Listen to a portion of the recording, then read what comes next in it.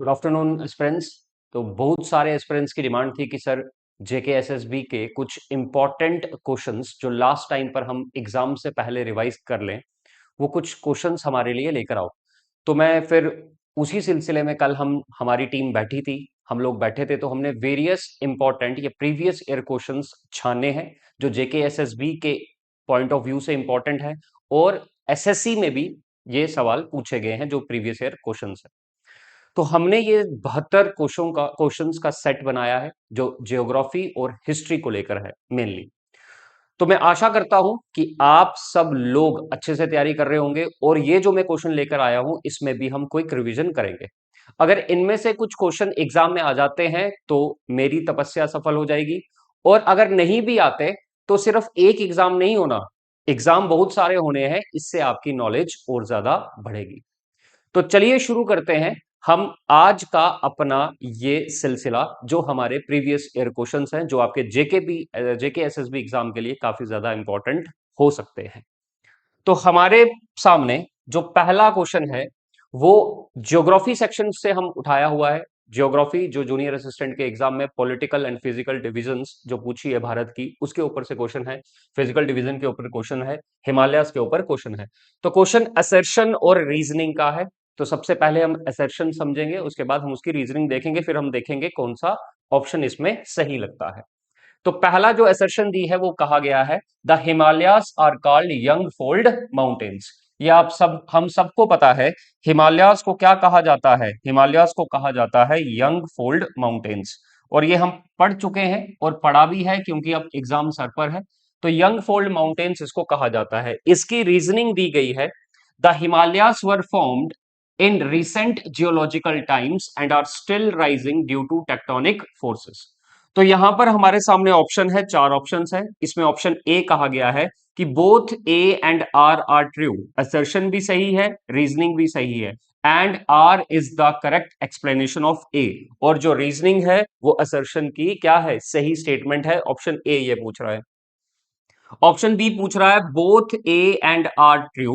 ये बोल रहा है ए और आर दोनों ट्रू है, बट जो रीजनिंग है वो असर्शन की एक्सप्लेनेशन नहीं है। ऑप्शन सी कह रहा है A is true but R is false. Assertion सही है, रीजनिंग गलत है। ए इज फॉल्स, वो कह रहा है कि ऑप्शन डी की ए गलत है और आर सही है। तो हम इसको किस तरह से करेंगे? असर्शन और रीजनिंग का सवाल है। तो सबसे पहले हिमालयास को यंग फोल्ड माउंटेन्स कहा जाता है, और यंग इसलिए कहा जाता है क्योंकि अभी अभी रिसेंट जियोलॉजिकल टाइम्स में ये स्टिल अभी भी बन रहे हैं, अभी भी आपस में दो प्लेट्स टकरा रही हैं। कौन कौन सी दो प्लेट्स आपस में टकराने की वजह से हिमालयस का फॉर्मेशन हुआ है ये आप सब जानते हो। एक तो है आपकी इंडियन प्लेट, जिसको आप इंडो ऑस्ट्रेलियन प्लेट कहते हैं, Indian plate and Eurasian plate. इन दो प्लेट्स के टकराने से हमारे हिमालयास बन रहे हैं। और आपको ये याद रखना है कि ये दो प्लेट्स अभी भी टकरा रही हैं, अभी भी हिमालयास की जो लेंथ है वो क्या हो रही है? राइज हो रही है, इंक्रीज हो रही है। तो कौन कौन सी दो प्लेट्स के टकराने से ये बना है? इंडियन प्लेट और यूरेशियन प्लेट आपस में टकराई, और टकराई भी कैसे जो आपको याद रखना है? टकराई है एंटी क्लॉकवाइज। तो किस तरह से ये आपकी प्लेट्स इंडियन प्लेट और यूरोशियन प्लेट्स टकराई हैं? Anti clockwise.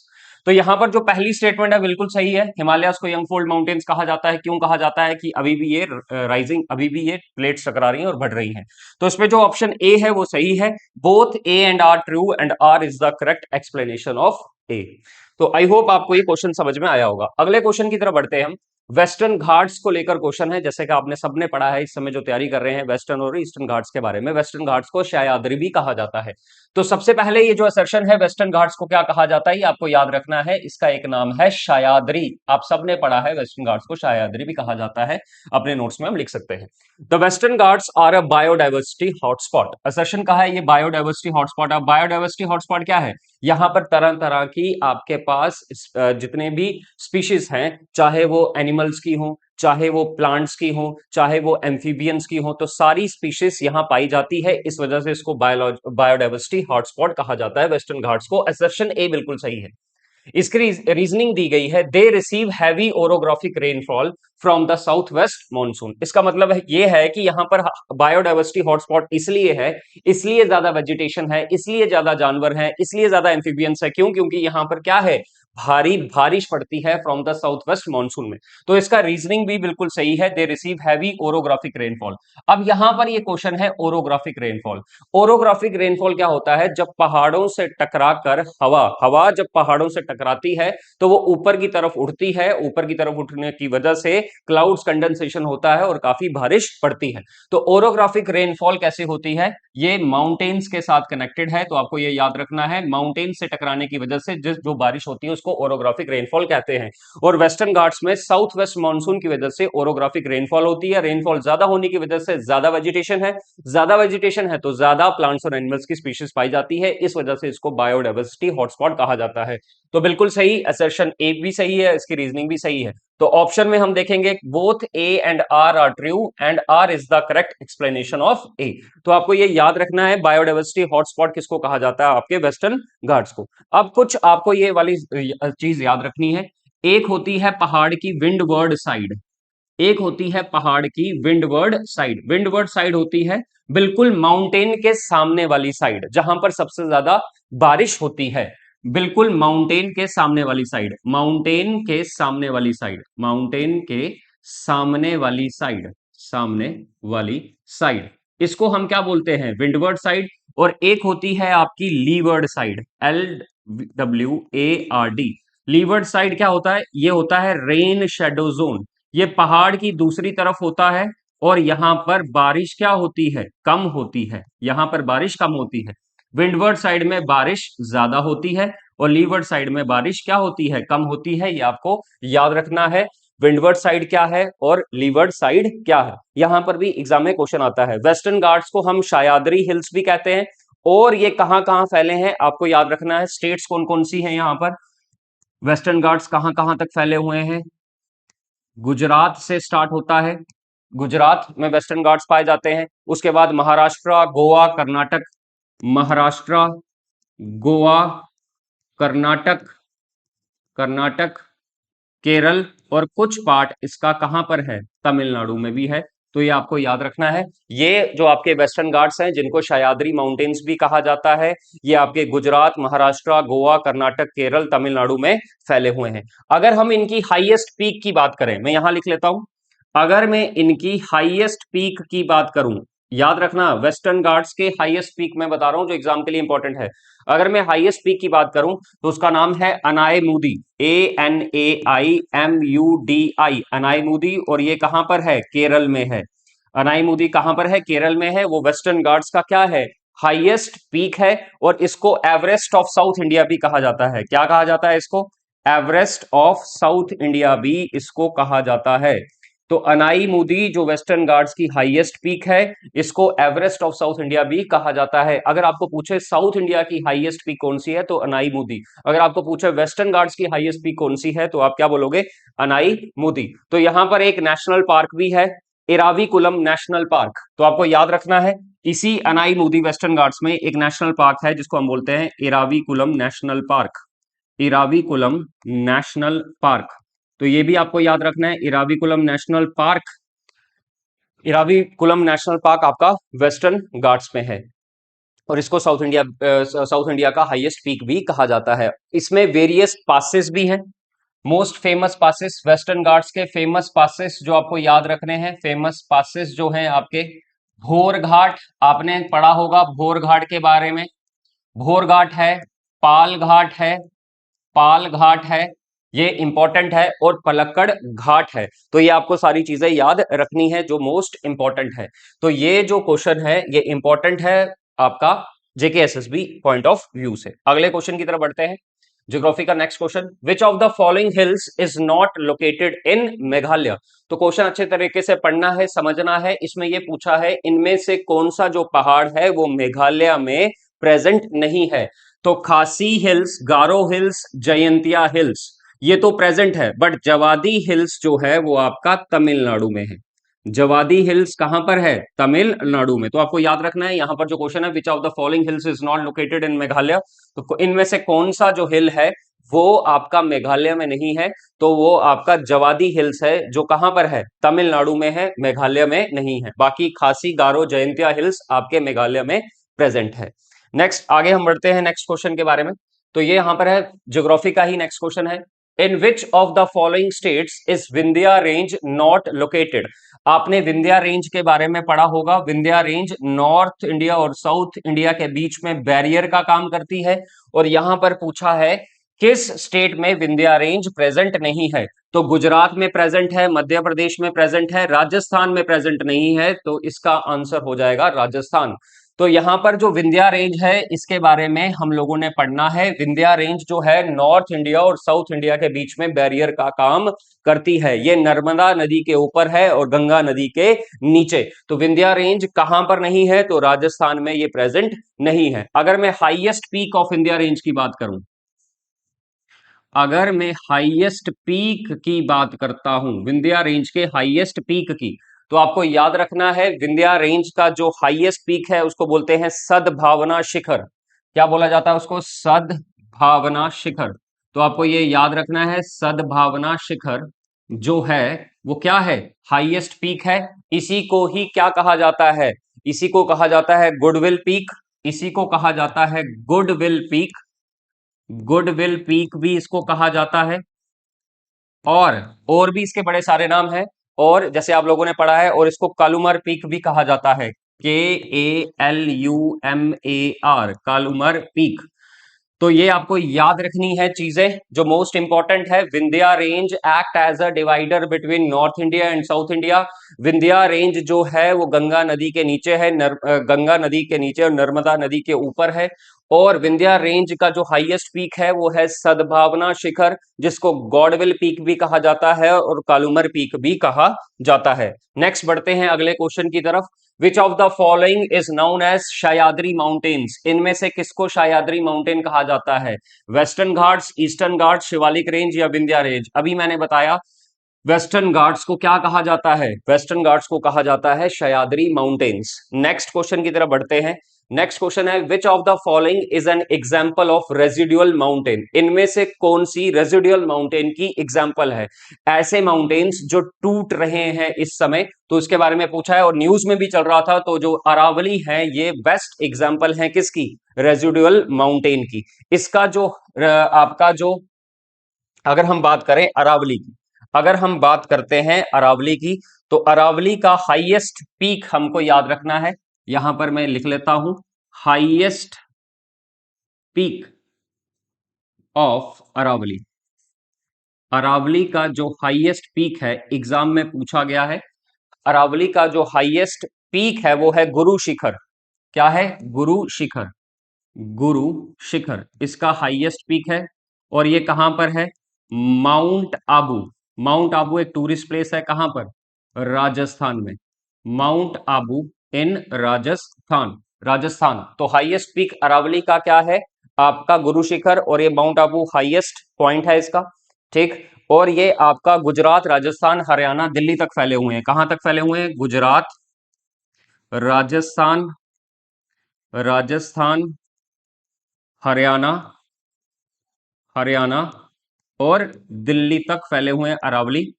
One of the world's oldest mountains, दुनिया के सबसे पुराने पहाड़ों में से एक है Aravalli range. One of the world's oldest mountain है। गुजरात, राजस्थान, हरियाणा, दिल्ली तक पहुंचे हैं, यहां पर फैले हुए हैं। डज नॉट स्टॉप मानसून, आपको ये याद रखना है, मानसून को ये स्टॉप नहीं करते। डज नॉट स्टॉप मानसून, ऐसे पहाड़ हैं जिससे मानसून जो विंड है वो मानसून जो विंड है वो इनको चीरती हुई आगे बढ़ती हैं, ये उनको रोक नहीं पाते। क्यों? क्योंकि ये रेजिडुअल माउंटेन की एग्जांपल है। Protect against Thar desert expansion. Protect protect against Thar desert, Thar desert expansion. Thar desert को एक्सपैंड होने से क्या कर रहे हैं? प्रोटेक्ट कर रहे हैं। तो यहां पर जो इंपॉर्टेंट चीजें हैं वो आपको याद रखनी है। रेजिडुअल माउंटेन की जो परफेक्ट एग्जांपल है वो है Aravalli mountain. Highest peak Aravalli का गुरु शिखर है जो माउंट आबू राजस्थान में है। अगर आपको पूछेंगे अरावली जो हिल्स है, अरावली जो रेंज है ये कौन कौन सी स्टेट्स में पाई जाती है, तो गुजरात, राजस्थान, हरियाणा, दिल्ली। ये वर्ल्ड की सबसे पुराने माउंटेन्स हैं। मॉनसून्स को स्टॉप करने में ये फेल होते हैं और ये थार डेजर्ट को आगे एक्सपैंड नहीं होने देते। और आपको और भी चीजें याद रखनी है, जैसे इसमें दिल्ली रायसीना हिल्स, आपने पढ़ा होगा दिल्ली रायसीना हिल्स जहां पर प्रेसिडेंट हाउस है, Delhi Raisina hills, Delhi Raisina hills is the extension of Delhi Raisina hills is the extension of Aravalli. Delhi के जो रायसीना हिल्स हैं वो किसकी एक्सटेंशन है? अरावली की। और यहीं पर आपका राष्ट्रपति भवन है, प्रेसिडेंट्स हाउस, आपके दिल्ली के रायसीना हिल्स पर है।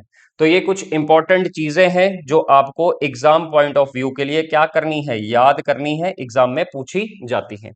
नेक्स्ट क्वेश्चन की तरफ बढ़ते हैं। Which of the following is the highest peak in south India? South India का जो हाईएस्ट पीक है, जो मैंने अभी बताया, वेस्टर्न घाट्स का भी वो हाईएस्ट पीक है, और आपका वेस्टर्न घाट्स का भी वो हाईएस्ट पीक है, और आपका वो किसका, साउथ इंडिया का भी हाईएस्ट पीक है, तो वो है अनाई मुदी। तो यहां पर आपका ये क्वेश्चन आपका ठीक हो जाएगा। आपने सिर्फ और सिर्फ क्या करना है, ध्यान से इसको पढ़ना पड़ेगा, तब जाकर हमारे ये क्वेश्चन निकलेंगे।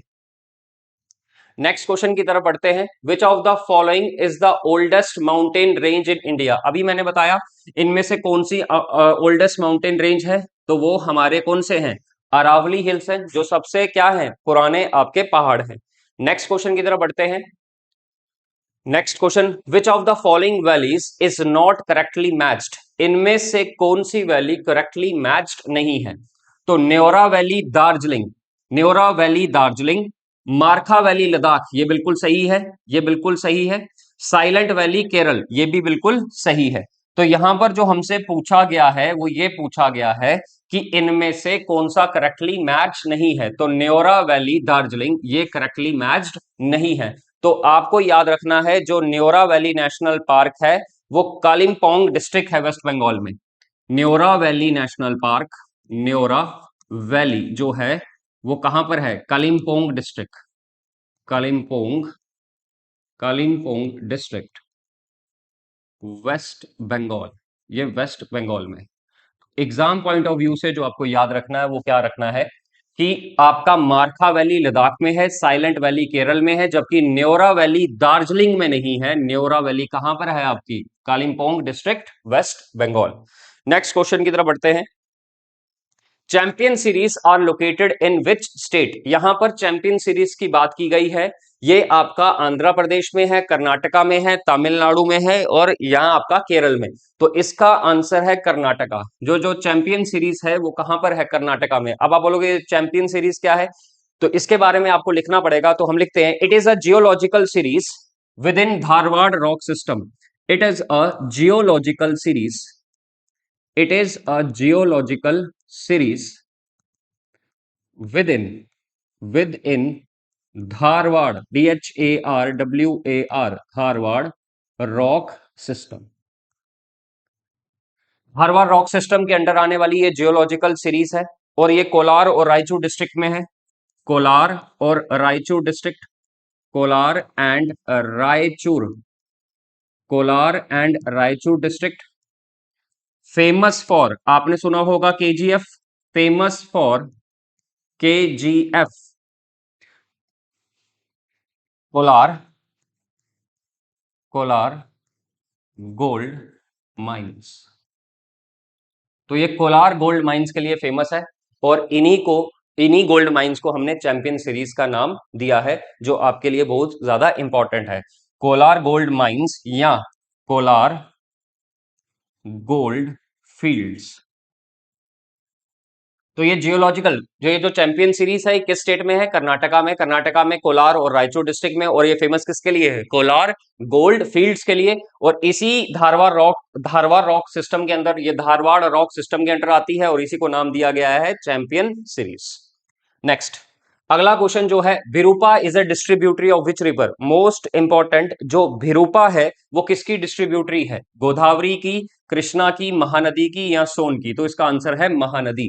तो आपने डिस्ट्रीब्यूटरीज भी पढ़ी होंगी। डिस्ट्रीब्यूटरी जैसे होती है, जैसे एक नदी आ रही है तो यहां से वेरियस डिस्ट्रीब्यूटरीज अलग अलग हो जाती हैं, इनको हम क्या बोलते हैं, डिस्ट्रीब्यूटरीज।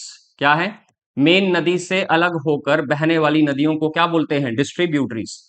तो यहां पर पूछा गया था जो बिरूपा है ये किस नदी की डिस्ट्रीब्यूटरी है? तो बिरूपा किस नदी की डिस्ट्रीब्यूटरी है? ये महानदी की डिस्ट्रीब्यूटरी है। अगर मैं महानदी डिस्ट्रीब्यूटरी की बात करूं तो आपको ये नाम याद रखने हैं, डिस्ट्रीब्यूटरीज ऑफ महानदी। यहां लिख लेते हैं, डिस्ट्रीब्यूटरीज ऑफ महानदी। महानदी की कौन कौन सी डिस्ट्रीब्यूटरीज हैं? जो जो इंपॉर्टेंट है वो लिख लेते हैं। कथ जोड़ी आपने पढ़ा होगा, कथ जोड़ी भी इसकी डिस्ट्रीब्यूटरी है। उसके बाद पाइका, PAIKA, पाइका भी इसकी डिस्ट्रीब्यूटरी है।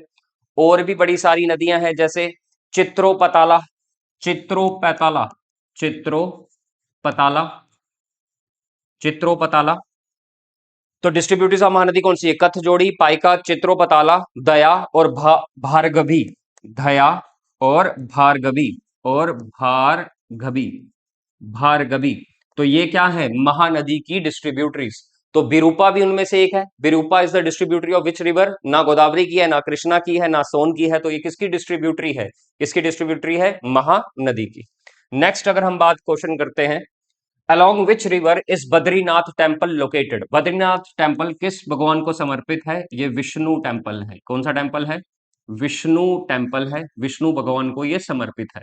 तो कौन कौन सी नदी पर बना हुआ है? तो ये अलकनंदा नदी के किनारे पर है बद्रीनाथ टेम्पल।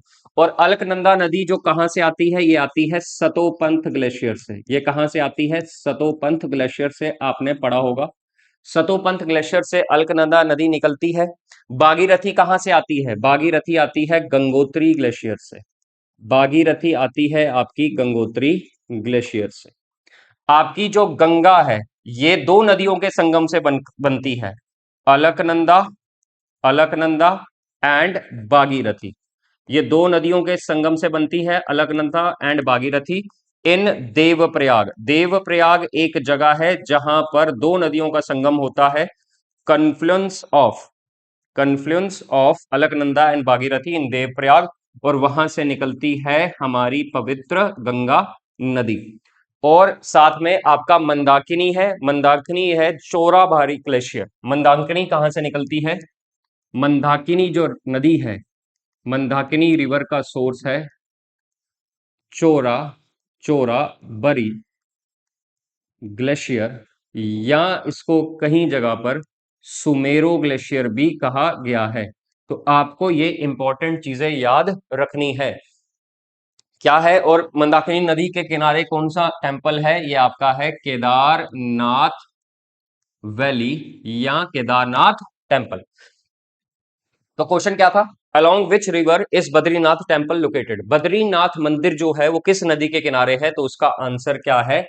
अलकनंदा। ये वाला आंसर इसका सही है। अलकनंदा सतोपंथ ग्लेशियर से निकलती है। भागीरथी नदी गंगोत्री ग्लेशियर से निकलती है। गंगा दो नदियों का कन्फ्लुएंस है, दो नदियों का मिलन है। कौन कौन सा? अलकनंदा और भागीरथी। अलकनंदा और भागीरथी देवप्रयाग में मिलती है तो गंगा नदी बनती है। और मंदाकिनी रिवर का जो उद्गम है वो है चोराबाड़ी ग्लेशियर या सुमेरु ग्लेशियर। और मंदाकिनी नदी के किनारे केदारनाथ टेम्पल या केदारनाथ वैली है, जो एग्जाम में आपको पूछा जाता है।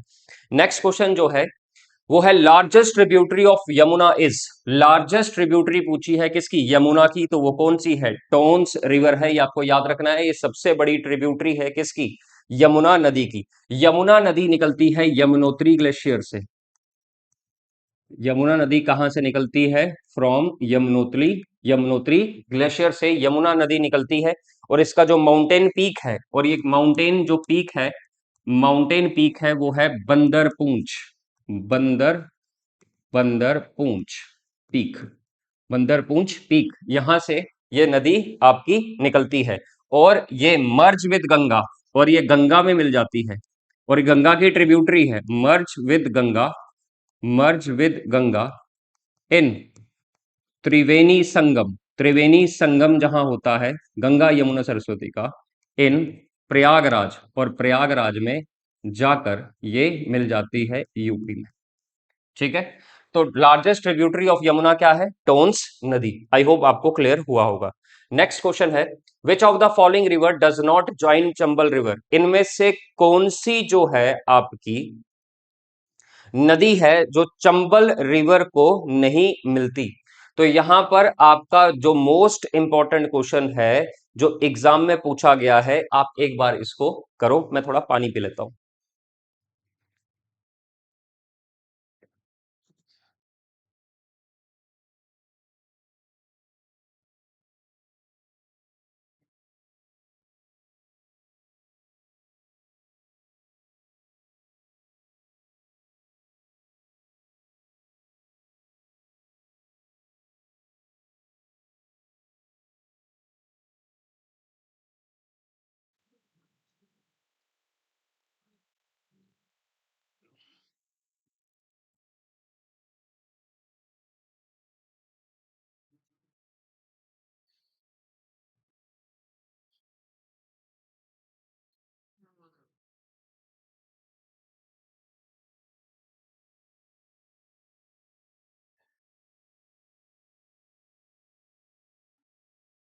विच of the following river does not join Chambal river? इनमें से कौन सी नदी चंबल रिवर को नहीं मिलती? तो यहां पर है बेतवा। इसका आंसर क्या होगा? बेतवा। आपको याद रखना है, Betwa is the tributary of, is the tributary of Yamuna river. Betwa किसकी ट्रिब्यूटरी है?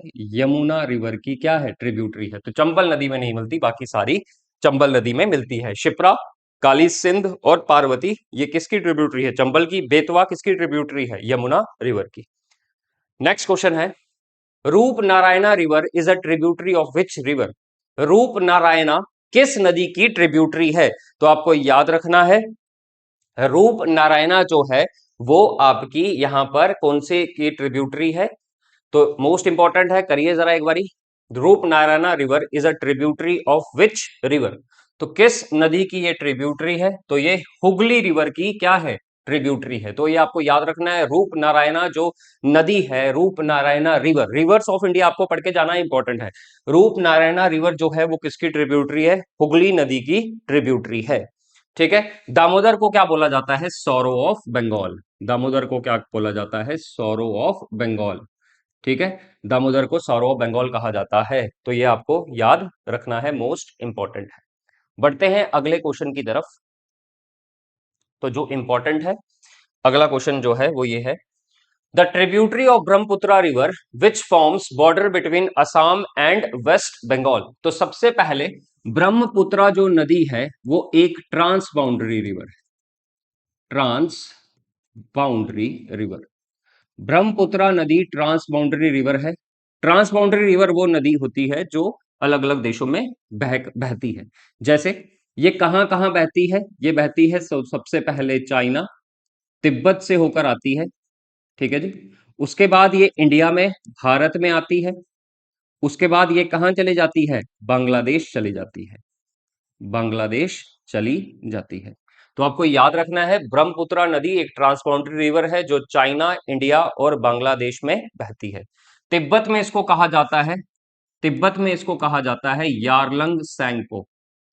तिब्बत में इसको कहा जाता है यारलंग सैंगपो, TSANGPO। तिब्बत में इसको कहा क्या कहा जाता है? यारलंग सैंगपो। अरुणाचल प्रदेश में इसको कहा जाता है सिहांग। अगर हम अरुणाचल की बात करें, अरुणाचल प्रदेश में इसको कहा जाता है सिहांग, सिहांग और दिहांग। सिहांग और दिहांग कहा जाता है इसको। अगर मैं असम की बात करूं तो असम में इसको कहा जाता है ब्रह्मपुत्र। असम में इसको कहा जाता है ब्रह्मपुत्र। और फिर वहां से ये बांग्लादेश चली जाती है और बांग्लादेश में इसको कहा जाता है जमुना, JAMUNA। बांग्लादेश में इसको कहा जाता है जमुना। तो आपको ये चीजें याद रखनी है। Sometimes it is called red river of India. कभी कभार इसको क्या कहा जाता है? Sometimes it is called, sometimes it is called red river of India. कभी कभार इसको रेड रिवर ऑफ इंडिया भी कहा जाता है, बिकॉज ऑफ आयरन कंटेंट, क्योंकि इसमें आयरन की मात्रा ज्यादा पाई जाती है। तो कभी कभार इसको रेड रिवर भी कहा जाता है। तो ब्रह्मपुत्रा के लिए ये कुछ इंपॉर्टेंट पॉइंट्स थे जो आपको याद रखने हैं। और अब जो ये क्वेश्चन है द ब्रह्मपुत्रा नदी की ट्रिब्यूटरी का नाम बताओ जो असम और वेस्ट बंगाल के बीच में बॉर्डर बनाती है, तो इसका नाम है संकोश। ये इसकी क्या है, ट्रिब्यूटरी है ब्रह्मपुत्रा नदी की। नेक्स्ट क्वेश्चन पे बढ़ते हैं हम आगे। असर्शन और रीजनिंग का सवाल है। द विंध्या, आगे आपके सामने क्वेश्चन, आप इसको पढ़ सकते हैं। The Vindhya range is consider a traditional divider between north and South India. Assertion ये कहा है पहला, जो विंध्या रेंज है वो एक डिवाइडर का काम करता है between north and South India. North and South India को बीच में डिवाइड करने का काम विंध्या रेंज करता है, तो ये बिल्कुल सही है, ये स्टेटमेंट सही है।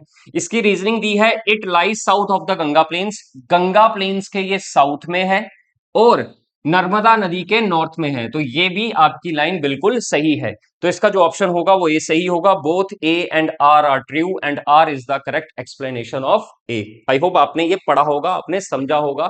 अब ये लास्ट टाइम पर हम ये एमसीक्यू सीरीज कर रहे हैं, तो इसके बारे में अगर आपको जानकारी नहीं है तो आप इसको पढ़ें, अच्छे से पढ़ें, क्योंकि जो आपका ये जो विंध्या रेंज है ये नॉर्थ इंडिया और साउथ इंडिया के बीच में डिवाइडर का काम करता है। विंध्या रेंज की एग्जैक्ट पोजीशन अगर हम इंडियन मैप पे देखें तो ये गंगा प्लेन्स के क्या है, नीचे है। और नीचे कौन सी नदी बह रही है, गंगा प्लेन्स के नीचे नदी बह रही है आपकी नर्मदा रिवर।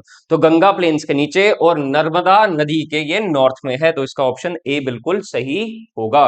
अगर हम अगले क्वेश्चन की तरफ बढ़ते हैं तो अगला क्वेश्चन ये रहा, शेवरॉय या जवादी हिल्स और located, Shevaroy and Javadi hills, Shevaroy and Javadi hills are located in which states.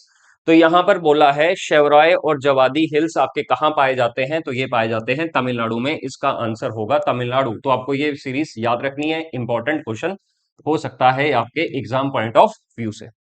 अगले क्वेश्चन की तरफ बढ़ते हैं। अगला क्वेश्चन है हमारे पास, shola forest are found in which mountain. ये जो शोला फॉरेस्ट है ये आपके कहां पाए जाते हैं, ये आपके पाए जाते हैं वेस्टर्न घाट्स में। ये आपको याद रखना है, शोला फॉरेस्ट के बारे में पढ़ना आपको। ये माउंटेन ट्रॉपिकल आपके एवरग्रीन फॉरेस्ट है, तो शोला फॉरेस्ट के बारे में आपको जरूर पढ़ना है। नेक्स्ट बढ़ते हैं हम आगे। Western Ghats are an example of, Western Ghats किसकी एग्जाम्पल है, फोल्डिंग माउंटेन्स की, रेजिडुअल माउंटेन की, ब्लॉक माउंटेन की, वॉल्केनिक माउंटेन की। तो ये ब्लॉक माउंटेन्स की क्या है, एग्जाम्पल है। नेक्स्ट क्वेश्चन की तरफ बढ़ते हैं हम आगे। विच हिमालय इज लार्जेस्ट, इनमें से कौन से हिमालयास लार्जेस्ट हैं। पंजाब हिमालयास, कुमाऊं हिमालयास, नेपाल हिमालयास एंड असम हिमालयास। तो नेपाल हिमालयास, तो ये रीजनल डिवीजन है, हमने पढ़ा था अपनी क्लासेस में रीजनल डिवीजन के बारे में। तो आपको जिन्होंने ये नहीं पढ़ा है तो आपको रीजनल डिविजन्स भी अच्छे से पढ़ लेनी है, तो इंपॉर्टेंट हो सकती है एग्जाम में, जेकेएसएसबी के एग्जाम में। तो इनमें से कौन से सबसे बड़ा है, वो है नेपाल हिमालयास। नेक्स्ट क्वेश्चन की तरफ बढ़ते हैं हम। Bhutan shares its border with which states of India. तो ये पॉलिटिकल डिवीजन ऑफ इंडिया से लिया गया है। यहां पर जो क्वेश्चन है ये पूछा है, भूटान जो है वो अपना बॉर्डर भारत की किन स्टेट्स के साथ बॉर्डर लगता है, किसका, भूटान का। तो इसका ऑप्शन है सिक्किम, वेस्ट बंगाल, असम और अरुणाचल प्रदेश। तो ये इसका आंसर होगा। तो आपको याद रखना है भूटान के बारे में, साब, SAAB, भूटान के बारे में। तो यहां आ गया आपके पास सिक्किम, ठीक है जी। फिर आ गया आपके पास असम, फिर आ गया आपके पास अरुणाचल प्रदेश, अरुणाचल, और यहां पर आ गया आपके पास बंगाल, वेस्ट बंगाल। तो ये साब आपको याद रखना है भूटान के लिए, तो ये इसका आंसर होगा। नेक्स्ट क्वेश्चन की तरफ बढ़ते हैं। Which country separated from India by gulf of Mannar. इनमें से कौन सी कंट्री गल्फ ऑफ मन्नार के थ्रू भारत से क्या है, सेपरेटेड है। तो इसका आंसर है श्रीलंका। नेक्स्ट बढ़ते हैं हम आगे। Line of actual control is the effective border between India and China. तो LAC इंडिया और चाइना के बीच में, LAC इंडिया और चाइना के बीच में, और LOC इंडिया और पाकिस्तान के बीच में, इंडिया एंड पाकिस्तान के बीच में। ये आपको चीजें याद रखनी है। नेक्स्ट बढ़ते हैं अगले क्वेश्चन की तरफ। Which water treaty was sign between India and Pakistan in 1960। News में भी थी। तो 19 सितंबर 1960 को यह ट्रीटी साइन की गई थी, कौन सी, Indus water treaty. Indus water treaty 19 सितंबर 1960 को साइन की गई थी, तो इसका आंसर क्या है, इंडस। कुछ इंपॉर्टेंट पॉइंट याद रखने हैं। ट्रीटी बिटवीन इंडिया और पाकिस्तान के बीच में हुई थी, between India and Pakistan, India और पाकिस्तान के बीच में ये ट्रीटी साइन हुई है। और भी चीजें याद रखनी है। इस ट्रीटी पर साइन करने वाले कौन थे, signed by Jawaharlal Nehru, Jawaharlal Nehru and Pakistan की तरफ से जनरल अयूब खान, पाकिस्तान की तरफ से जनरल अयूब खान उस समय के प्रेसिडेंट, प्रेसिडेंट ऑफ पाकिस्तान, इन दोनों ने ये ट्रीटी क्या की है, साइन की है। ठीक, ये भारत की तरफ से जवाहरलाल नेहरू, और इस ट्रीटी को कराया किसने था, ब्रोकर्ड बाई, इस ट्रीटी को कराया किसने था, मध्यस्थता किसने निभाई, brokered by world bank, brokered by world bank. World bank को कहा जाता है international, international bank for reconstruction, reconstruction, international bank for reconstruction and development, and development. तो ब्रोकर्ड बाय वर्ल्ड बैंक, ये आपको याद रखना है, वर्ल्ड बैंक ने इसका मध्यस्थता करवाई थी, वर्ल्ड बैंक ने इसकी मध्यस्थता कराई थी। ये कब हुआ था, 19 सितंबर 1960 को किया गया था। ठीक है, इंडिया और पाकिस्तान के बीच में ये हुई है। जवाहरलाल नेहरू हैं इंडिया की तरफ से, जनरल अयूब खान है पाकिस्तान की तरफ से, और वर्ल्ड बैंक के द्वारा करवाई गई थी। और ये कहां पर साइन हुई है, कराची, पाकिस्तान के कराची में ये आपकी ट्रीटी, इंडस वाटर ट्रीटी क्या हुई, साइन हुई है।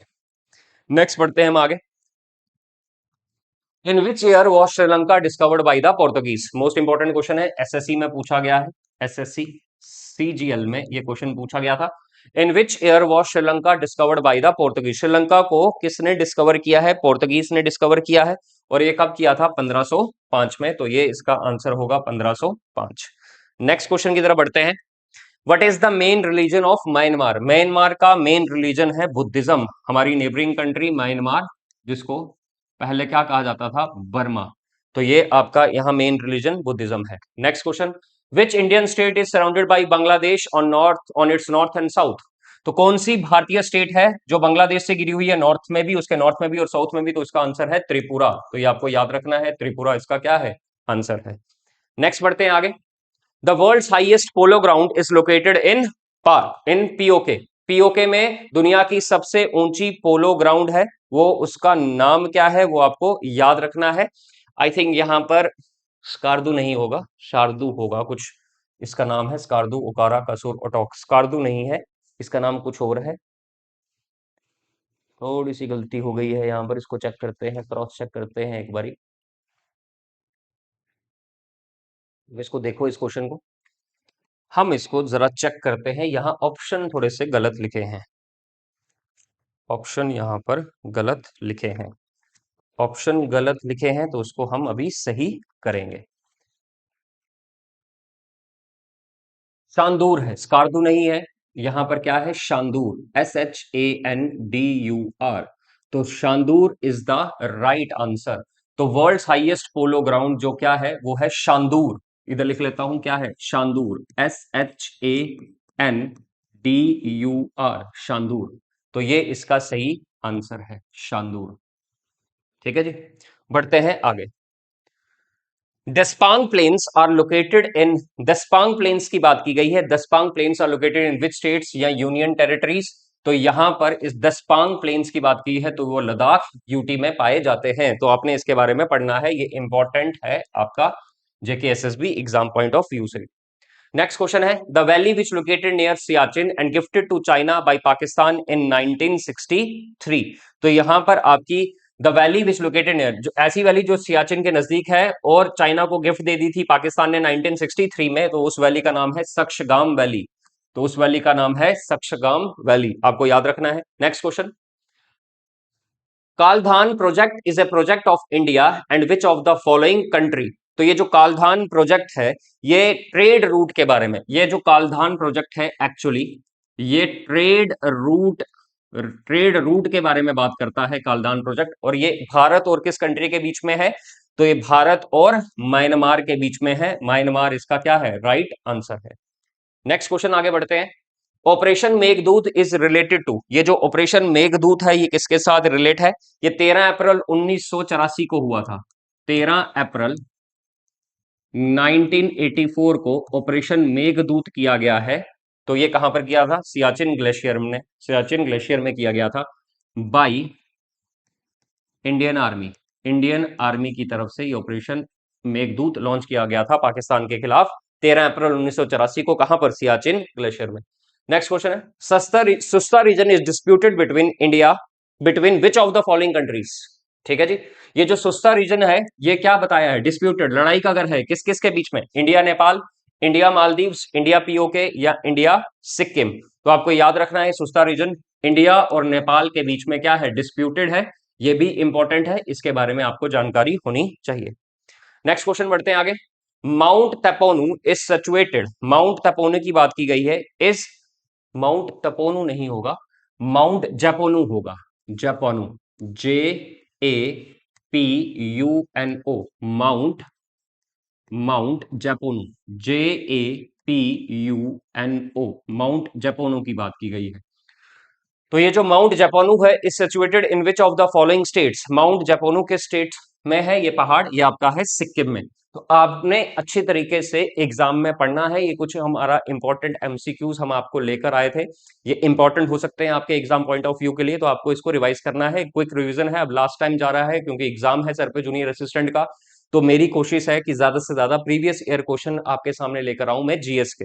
तो आई होप आप इसको पसंद कर रहे होंगे। नेक्स्ट क्वेश्चन की तरफ बढ़ते हैं।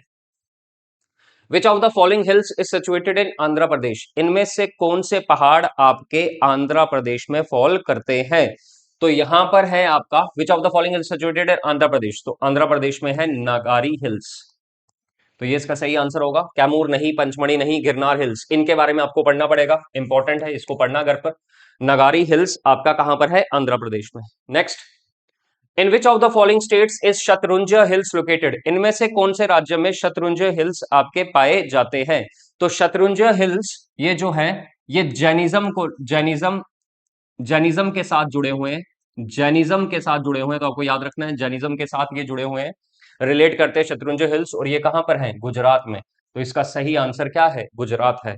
आपको, आपने ये पढ़ा होगा। Next, which of the following is the highest peak in undisputed Indian territory?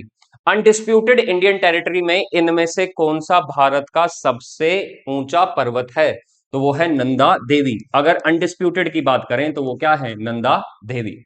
ठीक है। Next, Kullu valley is located among which of the following? Kullu valley is located in which of the following lowing mountain range? Kullu valley इनमें से कौन से mountain range में है? ना लद्दाख और पीर पंजाल नहीं हो सकता, लेसर हिमालय और शिवालिक्स में तो हो ही नहीं सकता, रंजोती एंड नागा पर्वत में तो हो नहीं सकता। तो इसका आंसर है धौलाधार एंड पीर पंजाल। तो कुल्लू हिल्स यहां पर है, तो आपको याद रखना है। Next question, which of the eastern most peak of Himalayas? इनमें से हिमालयास का ईस्टर्न मोस्ट पीक कौन सा है? तो अन्नपूर्णा, कंचनजंगा, माउंट एवरेस्ट नहीं, ईस्टर्न मोस्ट कौन सा है? नामचा, भारवा। अगर हम हिमालयास की बात करें तो वो इस तरह से फैले हुए हैं ये।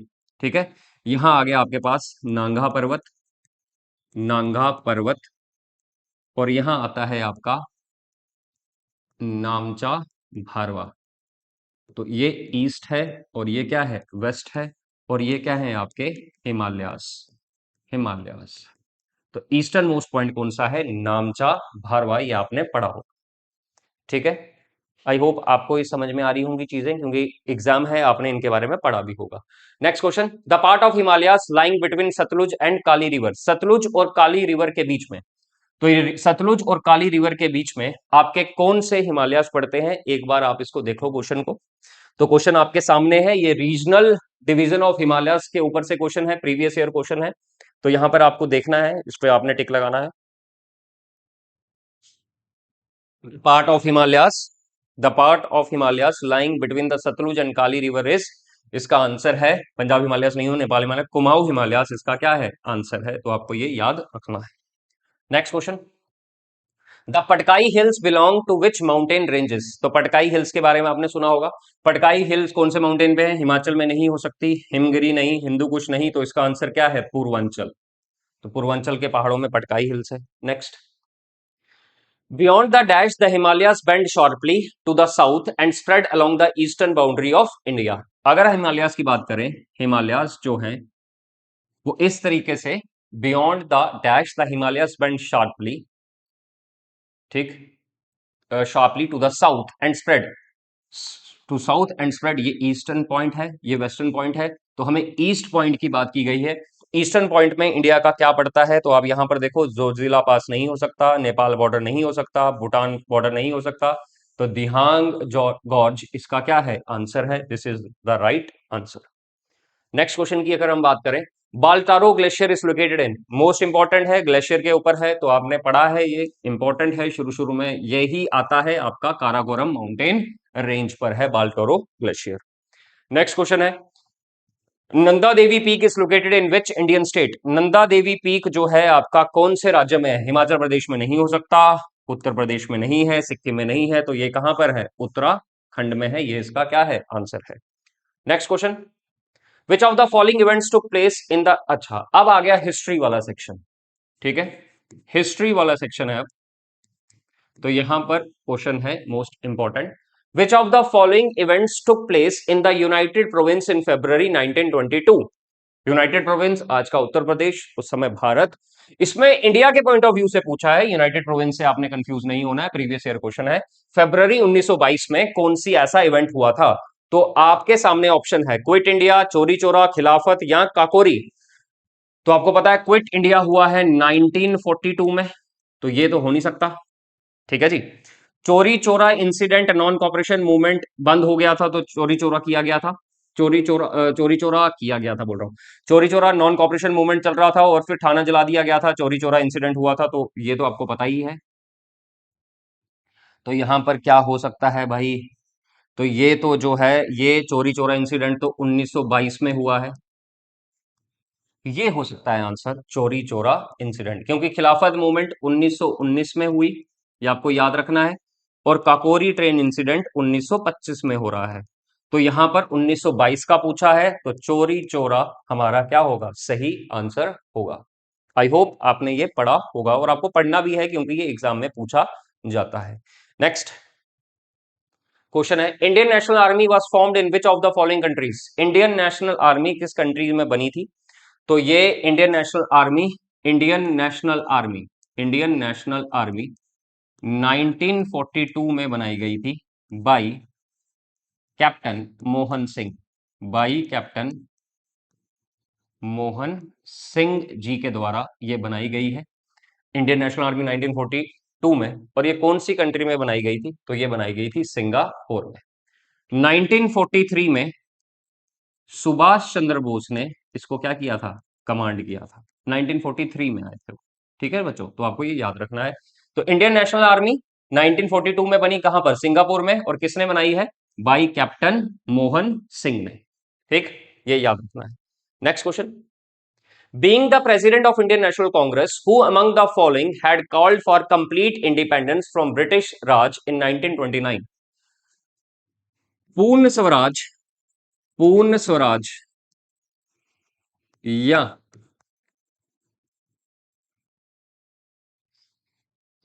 कंप्लीट इंडिपेंडेंस की बात आपने पढ़ा होगा यार, ये कंप्लीट इंडिपेंडेंस जो है, complete independence,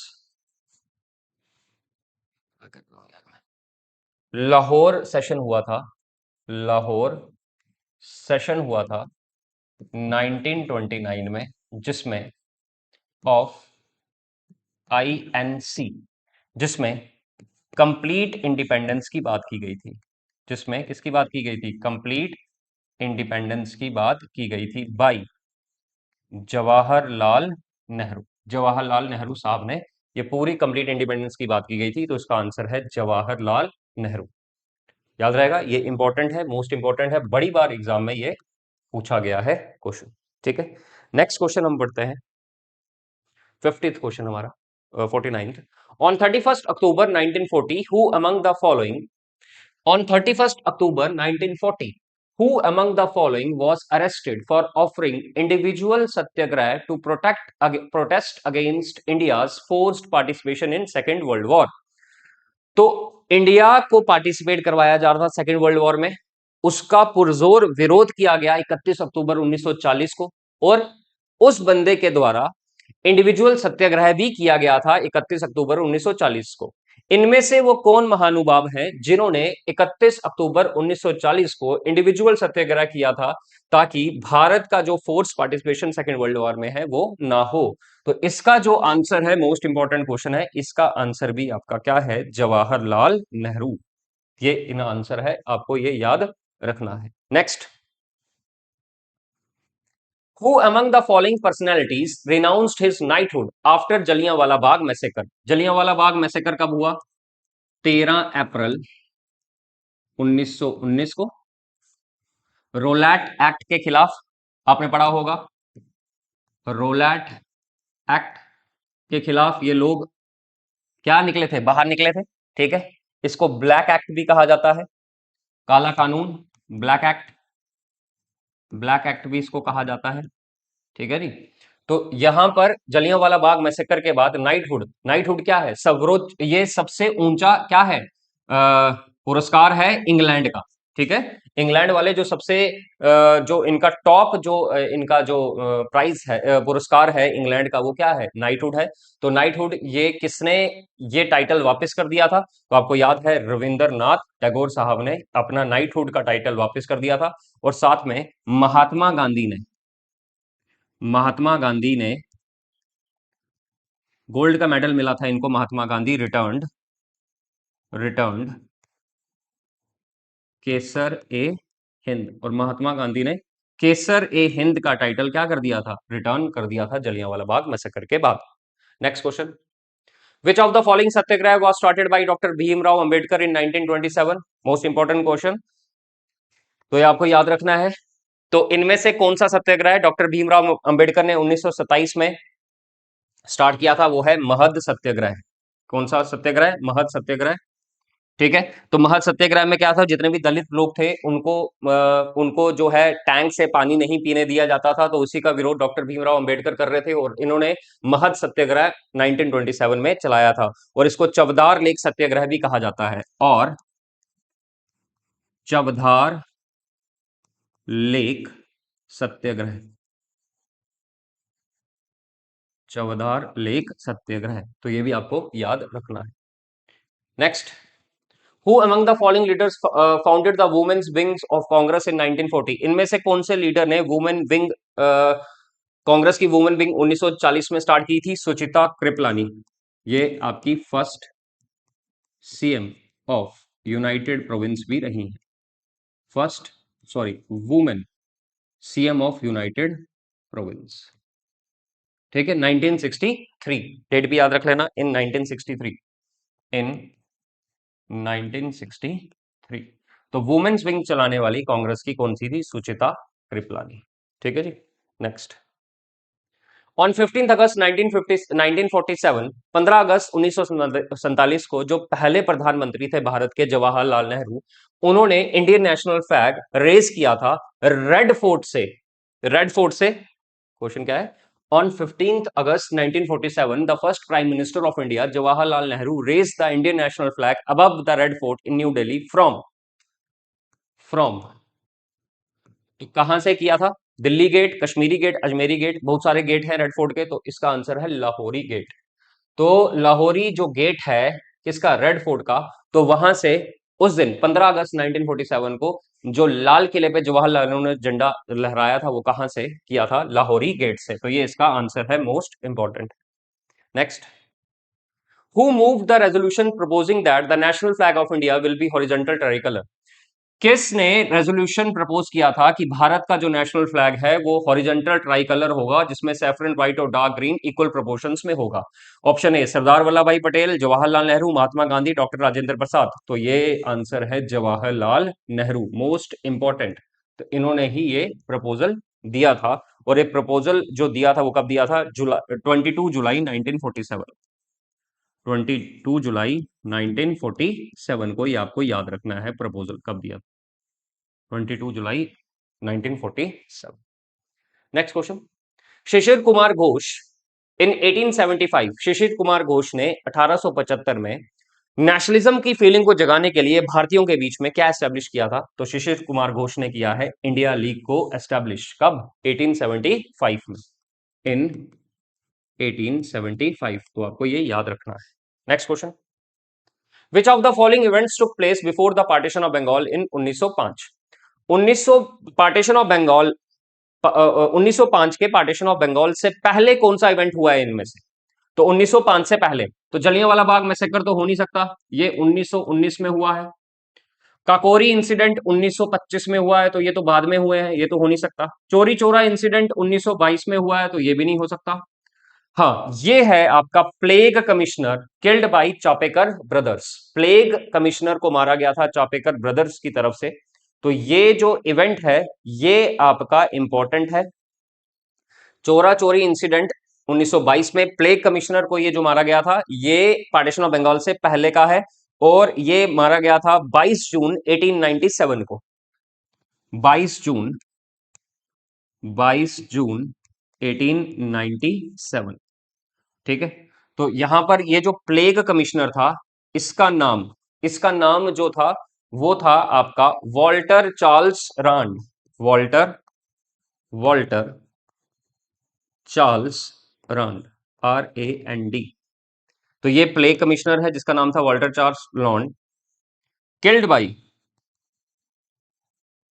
by Chapekar brothers. Chapekar brothers ने इसको मारा था, और चापेकर ब्रदर्स दामोदर, बालकृष्ण और वासुदेव। दामोदर, नाम क्या है? दामोदर। तीन भाई थे, दामोदर, बालकृष्ण और वासुदेव। ये तीन ब्रदर्स हैं, इन्होंने इसको मारा था। तो इसका आंसर क्या है? प्लेग कमिश्नर कब? 1897 में, तो पार्टीशन ऑफ बंगाल से पहले की ये घटना है। Next, against which of the following was swadeshi and boycott used as a means of protest struggle for the first time in India? ये जो स्वदेशी और बाइकॉट है ये किस के खिलाफ प्रोटेस्ट में यूज हुआ था भारत में पहली दफा? तो आपको याद रखना है पार्टीशन ऑफ बंगाल जब हुआ था 1905 में, तो स्वदेशी और बाइकॉट मूवमेंट, स्वदेशी और बाइकॉट को क्या किया गया है? यूज किया गया है। Next question, When was the first time that Mahatma Gandhi appeared on a Congress platform? Mahatma Gandhi Congress के प्लेटफॉर्म में पहली दफा कब अपेयर हुए थे? तो देखो आपने पढ़ा होगा, इंपॉर्टेंट है। When was the first time that Mahatma Gandhi appeared on a Congress platform? तो 1915 नहीं हो सकता, ये सही है इसका आंसर। 1901 कलकत्ता सेशन। तो ये आपको याद रखना है, 1901 कलकत्ता सेशन में महात्मा गांधी पहली दफा क्या हुए? अपेयर हुए हैं इंडियन नेशनल कांग्रेस के प्लेटफॉर्म पर। Next question, which event led to the formation of Muslim League in 1906? 30 दिसंबर को ये बनी थी। कब बनी थी? 30 दिसंबर 1906 को ये बनी है। 30 दिसंबर 1906 को मुस्लिम लीग बनी है। और किस इवेंट ने इस मुस्लिम लीग को जन्म दिया था? तो किस इवेंट ने जन्म दिया था? शिमला डेपुटेशन। तो इसका आंसर है शिमला डेपुटेशन। और शिमला डेपुटेशन में क्या था? ये लोग सेपरेट इलेक्टोरेट्स की बात कर रहे थे। सेपरेट इलेक्टोरेट्स फॉर मुस्लिम्स के लिए सेपरेट इलेक्टोरेट की ये लोग बात कर रहे थे। Next question, when was the defence of India act enacted? Defence of India act कब बनाया गया था? तो ये आपको याद रखना है, ये lord Hardinge, defence of India act, lord Hardinge second. Lord Hardinge second ने डिफेंस ऑफ इंडिया एक्ट को इनेक्ट किया था, और ये कौन से साल में किया था? ये आपको याद रखना है, 1915 में इसको इनेक्ट किया गया था, डिफेंस ऑफ इंडिया एक्ट। इसमें क्या था? इसमें ये कहा था to curb the revolutionary violence,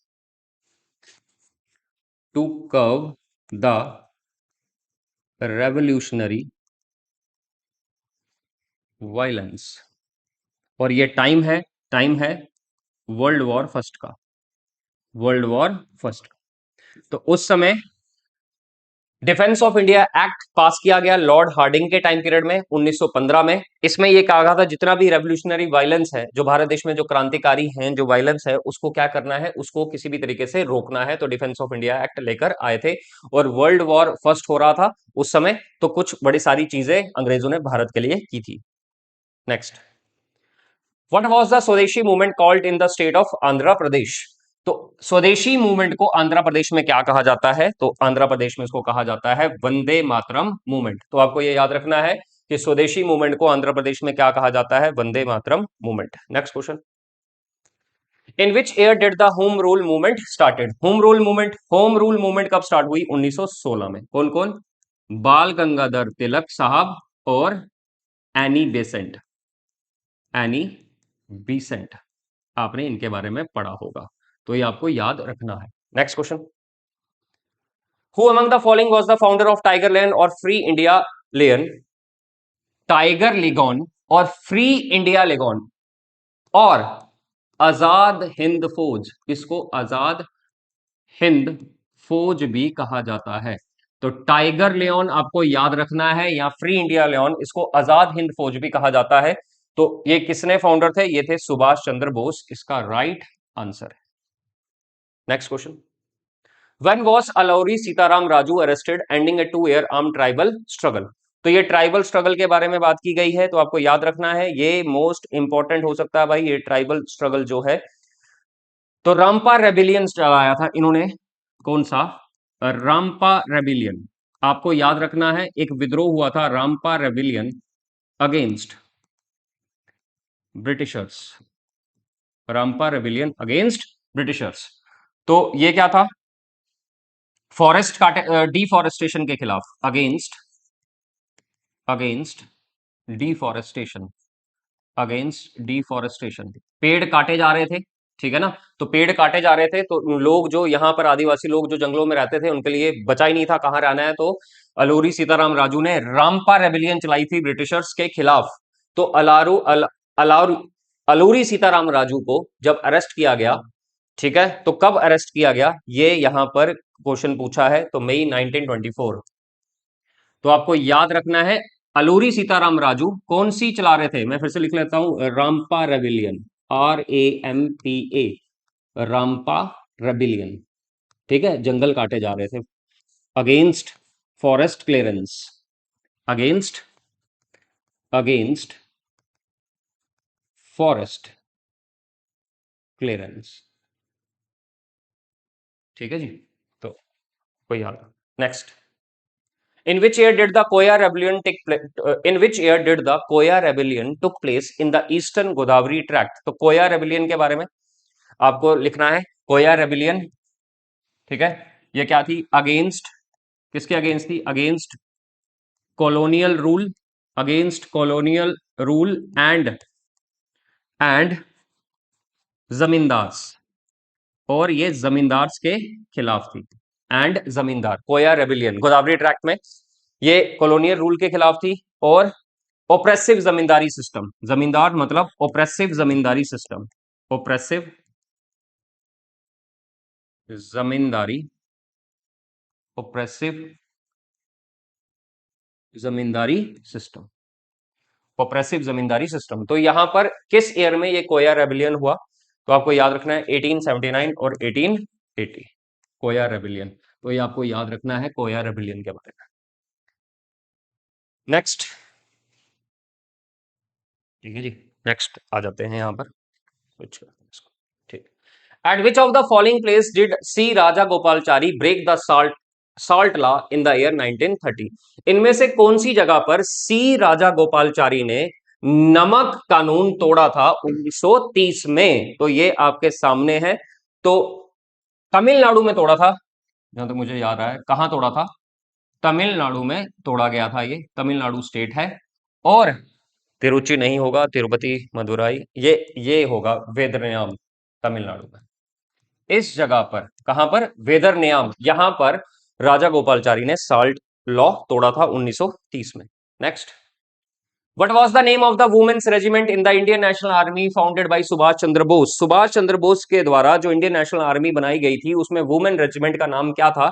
तो याद रखना है, रानी ऑफ झांसी रेजिमेंट, ठीक है, रानी झांसी रेजिमेंट नाम था वुमेन्स। नेक्स्ट, ठीक, तो आगे हम बढ़ते हैं, आगे देखते हैं और कौन कौन से क्वेश्चन है आगे। आई थिंक पीडीएफ थोड़ी सी गड़बड़ हो गई है, या हमने क्वेश्चन कर लिए हैं।